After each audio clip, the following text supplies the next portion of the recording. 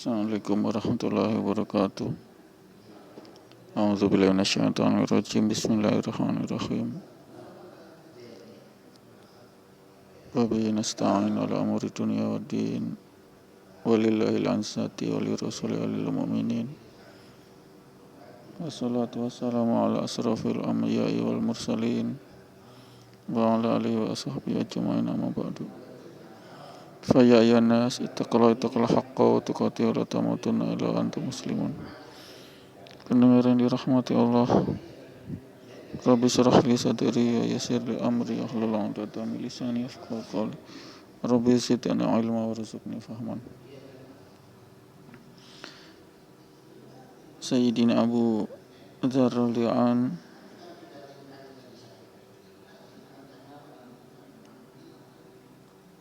menceritakan, saya bertanya kepada baginda Nabi SAW, berapa banyak kitab yang telah diturunkan oleh Allah. Beliau menjawab 100 sahifah, lembaran-lembaran, dan 4 kitab suci. 50 sahifah diturunkan kepada Nabi Syed alaihissalam, 30 sahifah kepada Nabi Idris alaihissalam, 10 sahifah kepada Nabi Ibrahim alaihissalam, 10 sahifah kepada Nabi Musa alaihissalam sebelum Taurat diturunkan kepadanya. Dan selain sahifah-sahifah itu ada 4 kitab suci yang diturunkan, yaitu Taurat, Zabur, Injil, dan Al-Quran. Saya bertanya lagi, apakah kandungan sahifah yang diturunkan kepada Nabi Ibrahim alaihissalam? Beliau menjawab, berisi tamsil, misalnya wahai kamu raja yang kuat dan angkuh, aku tidak melantikmu untuk mengumpulkan harta, tetapi aku melantikmu untuk mencegah sampainya doa seseorang yang dizalimi kepadaku. Kamulah yang harus lebih dahulu memperbaikinya, karena aku tidak menolak doa orang yang dizalimi meskipun itu doa seorang kafir. Hamba yang hina ini menyatakan jika baginda Nabi SAW akan mengangkat seorang sahabat sebagai pejabat,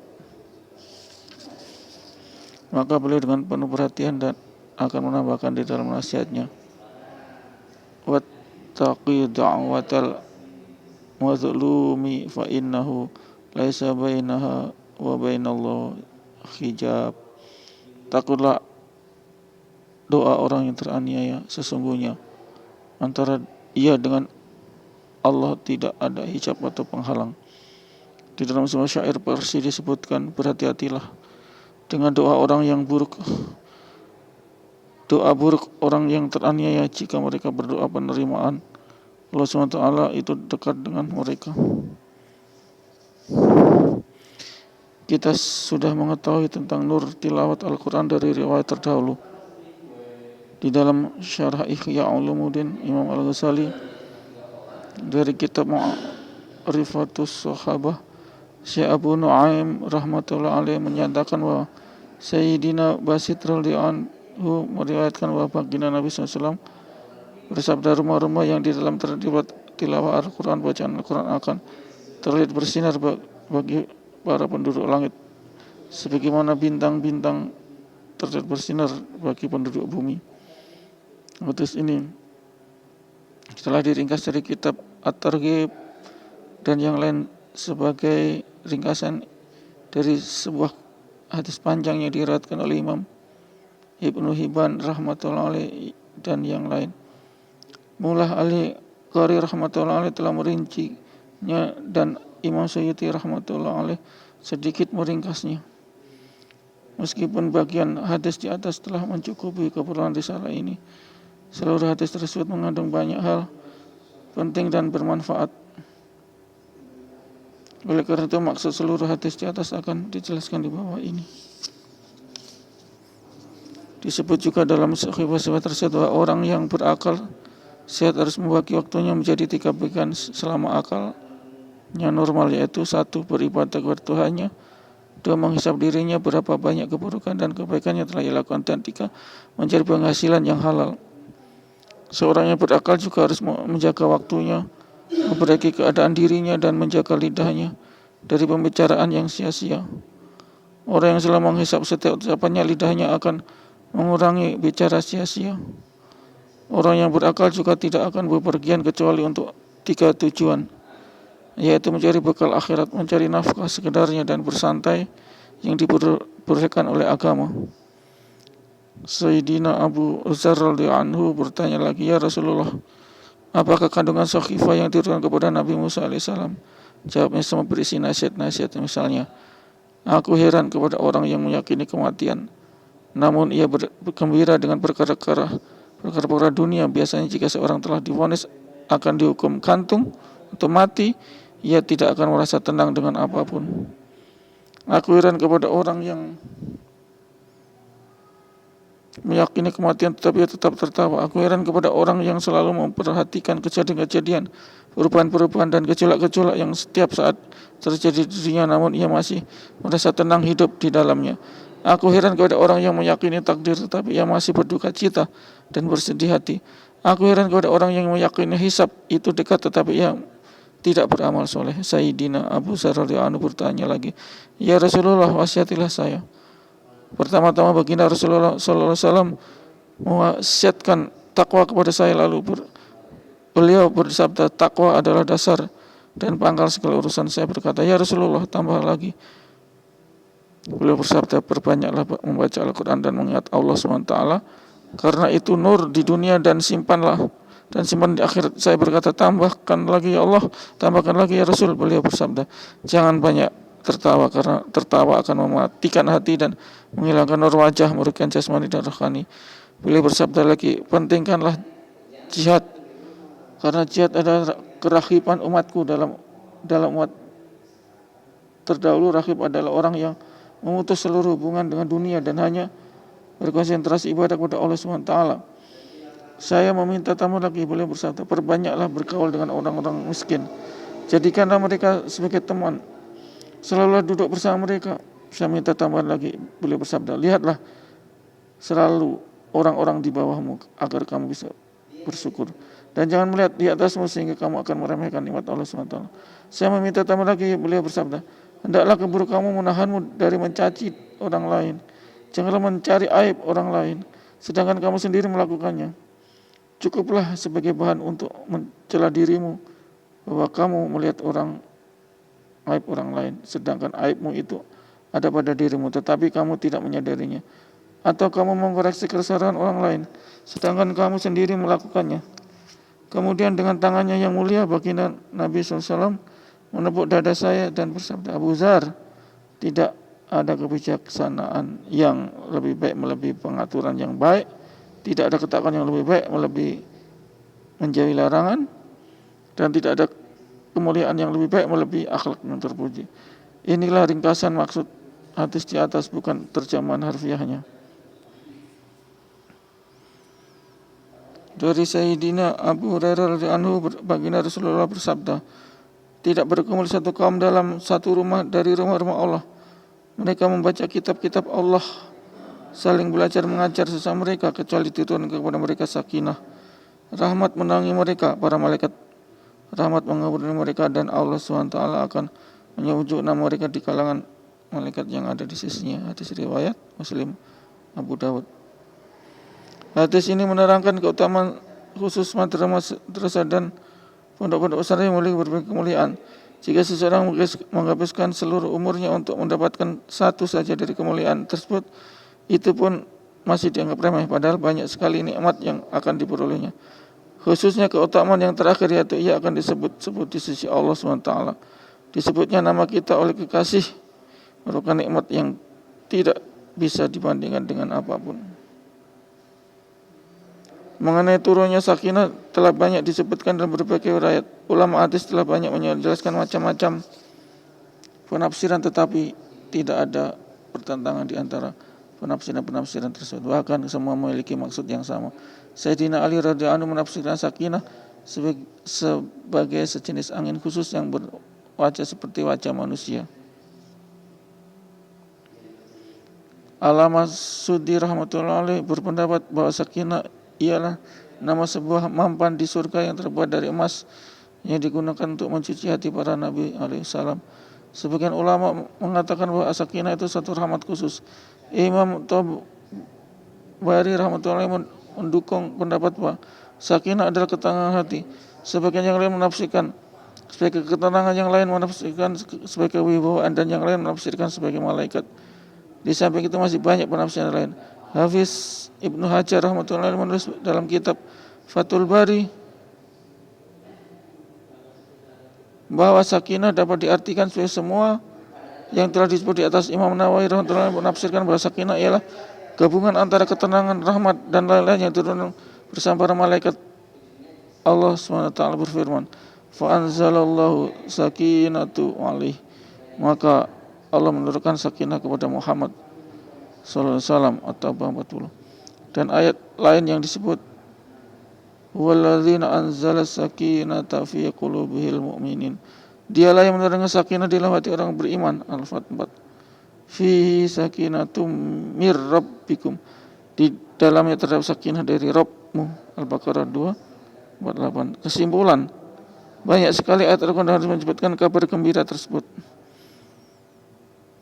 Diriwayatkan dalam kitab Ihya Ulumuddin bahwa Syekh Ibnu Utsman rahmatullahi pernah berjanji kepada saudara bahwa ia akan berbuka puasa bersama, tetapi ternyata ia baru tiba keesokan paginya. Ketika saudara menanyakan penyebab keterlambatannya itu, Syekh Ibnu Utsman rahmatullahi menjawab, seandainya bukan karena janjiku kepadamu, tidak akan aku ceritakan penyebab keterlambatanku. Tapi sengaja aku terlambat datang hingga waktu Isya. Selepas sholat Isya aku teringat belum sholat witir, sehingga aku khawatir jika aku mati malam itu sholat witirku menjadi tanggunganku. Ketika aku sedang baca doa kunut pada akhir sholat witir, terlihat olehku sebuah taman surga hijau yang penuh berbagai jenis bunga. Demikian asyiknya aku memandang taman itu sehingga tanpa terasa tibalah waktu subuh.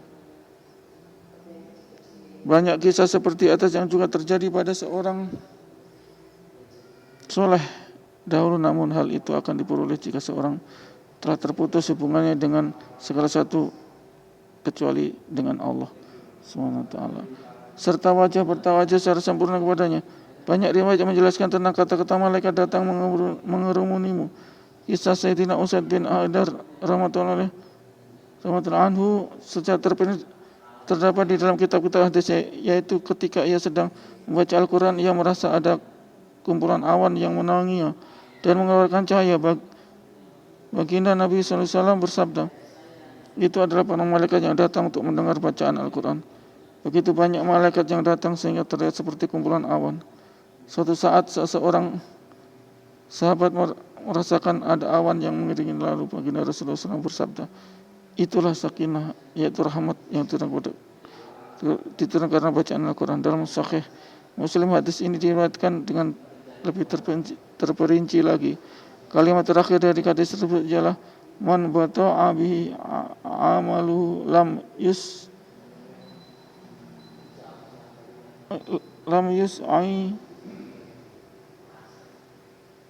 bihi nasabu. Seorang karena amalan buruknya menyebabkannya jauh dari rahmat Allah SWT, maka kemuliaan keturunan dan keluarganya tidak dapat mendekatkan diri kepada rahmat Allah SWT. Orang-orang yang mulia nasabnya tetapi sering berbuat maksiat dan dosa tidak dapat disamakan di hadapan Allah SWT dengan orang-orang yang hina nasabnya tetapi bertakwa kepada Allah. Al-Quran menyebutkan, inna akramakum indallahi atqakum, sesungguhnya orang yang paling mulia di sisi Allah di antara kaum di sisi Allah adalah yang paling bertakwa. Al-Hujurat, Quran surat Al-Hujurat 13. Dari Sayyidina Abu Hurairah radhiyallahu anhu, baginda Rasulullah SAW bersabda, sesungguhnya kalian tidak akan kembali kepada Allah SWT dengan membawa sesuatu yang lebih utama, melebihi membawa apa yang keluar darinya, yaitu Al-Quran. Hadis riwayat Hakim Abu Daud. Berdasarkan beberapa riwayat, jelaslah tidak ada yang dapat mendekatkan kita kepada Allah SWT melebihi Al-Quran. Imam Ahmad bin Hanbal rahmatullahi berkata, aku berjumpa dengan Tuhanku di dalam mimpiku, dan aku bertanya kepadanya, apa yang terbaik untuk mendekatkan diri kepadamu? Jawabnya, Ahmad, kalamku Al-Quran. Aku bertanya, membaca dengan memahaminya atau tanpa memahaminya? Allah SWT berfirman, memahaminya atau tidak, keduanya akan mendekatkan kepadaku. Jelaslah bahwa cara terbaik untuk mendekatkan diri kepada Allah SWT dengan Al-Quran diterangkan di dalam tafsir Syekh Baqiyatus Salaf Hujjatul Khalaf Syekh Abdul Aziz Dahlawi rahmatullahi alaih, yang kesimpulannya adalah bahwa suluk kepada Allah SWT, yakni dengan mencapai derajat ihsan kepadanya atau mendekatkan diri kepadanya, dapat dilakukan dengan 3 cara. 1. Tasawur, dalam syariat lebih dikenal dengan istilah tafakur dan tadabbur, sedangkan dalam istilah tasawuf lebih dikenal dengan muqarrabah, konsentrasi penuh sehingga seolah-olah melihat dan dilihat oleh Allah SWT. 2. Zikir lisan. 3. Tilawah Al-Quran. Cara yang pertama sebenarnya zikir qalbi, zikir dengan hati. Ringkasnya, zikir dapat dilakukan dengan 2 cara. 1. Zikir secara umum, baik dengan hati maupun lisan.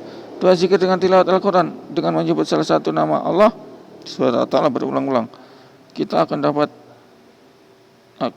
mendapat tujuan zikir, yaitu memberi musyrikah rasa mengharap menghadap Allah Ta'ala, bertawajuh kepada zatnya yang akan menimbulkan perasaan bahwa yang diingat itu seolah-olah ada di hadapan kita. Jika terus berlangsung seperti itu, maka didapatkanlah ma'iyah atau rasa kebersamaan dengan Allah Subhanahu wa ta'ala, sebagaimana yang terdapat dalam hadis, yang artinya tidak henti-hentinya hambaku mendekatiku dengan amal nawafil sunnah, sehingga aku mencintainya, maka aku akan menjadikan pendengarannya yang ia mendengar dengannya, menjadi penglihatannya yang ia melihat dengannya, menjadi tangannya yang ia memegang dengannya, dan menjadi kakinya yang dengan ia berjalan. Apabila seorang hamba memperbanyak ibadah, Allah SWT akan dekat kepadanya dan akan menjadi penjaga seluruh anggota tubuhnya. Mata, telinga, dan yang lainnya akan mengikuti ridha Allah SWT. Disebutkan dalam hadis tersebut memperbanyak ibadah nafil, karena ibadah fardu itu sudah ditetapkan dan tidak boleh ditambahi. Padahal kita sangat perlu untuk merasa hadir di hadapan Allah SWT. Maka caranya adalah sibuk dengan ibadah-ibadah nafil yang tidak ada batasnya. Cara bertakarub seperti ini hanya digunakan untuk mendekati zat Allah yang kita cintai. Kita tidak mungkin dapat mendekati manusia hanya dengan sering menyebut namanya. Cara bertakarub seperti ini hanya dapat dilakukan untuk mendekatkan Allah SWT yang padanya ada 2 sifat. 1. Dia mengetahui zikir setiap orang yang mengingatnya, baik dengan lisan maupun hati, meskipun dalam waktu dan tempat yang berbeda. Dia mampu bertajali, menampakkan keagungan Allah. Tajali itu adalah menampakkan keagungan Allah dan memenuhi keinginan orang yang mengingatnya, dan biasa disebut dengan dunu atau tadalli, dekat dan mendekat kepada hambanya dengan kasih sayang. Kedua sifat ini hanya dimiliki oleh Allah SWT, sehingga cara takarub di atas hanya mungkin untuk mendekatkan kepada zat Allah SWT. Terus dalam hadis qudsi, barang siapa mendekatiku sejengkal, aku akan mendekati sehasta. Barang siapa yang mendekatiku dengan berjalan, maka aku akan mendekati dengan berdali. Al-hadis. InsyaAllah pendengar yang rahmati Allah, kita niat amal dan sebagainya. InsyaAllah, amin. A'udzubillahi minasyaitonirrajim. Bismillahirrahmanirrahim. Subhanakallahumma wa bihamdika, asyhadu an la ilaha illa anta, astaghfiruka wa atubu ilaik. Assalamualaikum warahmatullahi wabarakatuh.